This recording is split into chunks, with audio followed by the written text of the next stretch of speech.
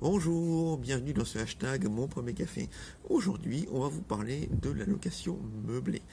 Et donc de manière plus approfondie que la dernière fois, car nous allons entamer le sujet assez épineux de la liste des meubles obligatoires qui est imposée par la loi Allure. Car il faut savoir que si jamais vous n'avez pas ces meubles, eh bien vous pouvez avoir une requalification de votre logement en logement non meublé et perdre les avantages du meublé, c'est-à-dire la durée du bail de 1 an par tacite reconduction, le fait d'avoir un préavis de 3 mois avant la fin du bail et d'avoir des avantages fiscaux quand vous déclarez vos revenus.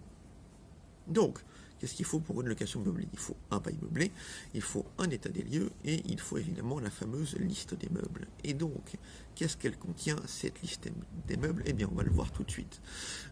On va commencer par le salon. Donc, qu'est-ce qu'il faut dans le salon? Il faut des tables, des chaises, de quoi s'asseoir, des fauteuils. Il faut également des luminaires, il faut des rideaux occultants, que ce soit un store, des rideaux, un volet roulant. Il faut également des étagères de rangement ou des armoires. Dans la cuisine, il faut toute une batterie d'ustensiles, c'est-à-dire fourchettes, couteaux, cuillères, verres, assiettes, toute une batterie d'ustensiles de cuisine également pour faire la cuisine, c'est-à-dire une casserole, c'est-à-dire une cocotte minute, c'est-à-dire une friteuse, un lèche-frite, tout ce qui permet de faire de la cuisine. Il faudra également des électroménagers. Il faudra également donc un frigo avec ou séparément un congélateur. Donc si le congélateur est intégré dans le frigo, il faut que ce soit un vrai congélateur, c'est-à-dire qu'il puisse maintenir des éléments congelés, et pas un freezer dans lequel vous laissez un élément congelé et dans 6 heures il est foutu. Il faudra évidemment un four ou un micro-ondes. Les deux, ce serait mieux, mais ce n'est pas obligatoire. Et il faudrait également donc une plaque de cuisson. Et il faudrait également des ustensiles pour faire le ménage, c'est-à-dire un aspirateur, c'est-à-dire une serpillière, c'est-à-dire un balai-brosse, c'est-à-dire un seau et tout ce qui est nécessaire pour faire le ménage, c'est-à-dire les produits détergents et tout le reste.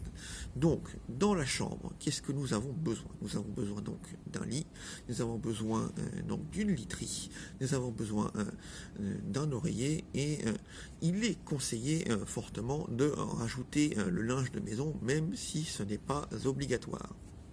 Alors, petit point important pour les locataires qui voudraient se séparer des meubles pendant la location meublée. C'est tout à fait possible, mais veillez à leur bon entretien, car s'ils sont abîmés à la fin, on vous en tiendra rigueur comme si vous les aviez réellement abîmés.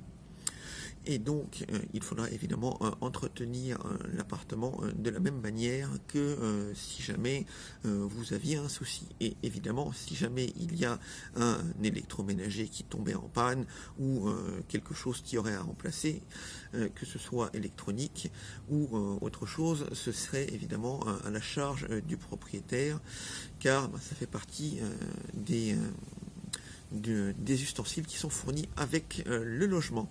Voilà, merci à vous. Oui, petite précision, le fait d'avoir une liste de meubles obligatoires ne veut pas dire que vous ne pouvez pas mettre plus, évidemment, parce que si vous voulez mettre plus, personne ne vous interdira de mettre plus.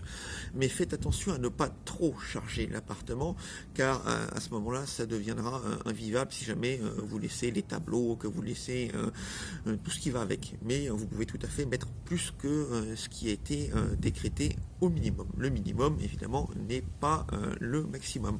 Voilà, bonne journée, cette fois-ci.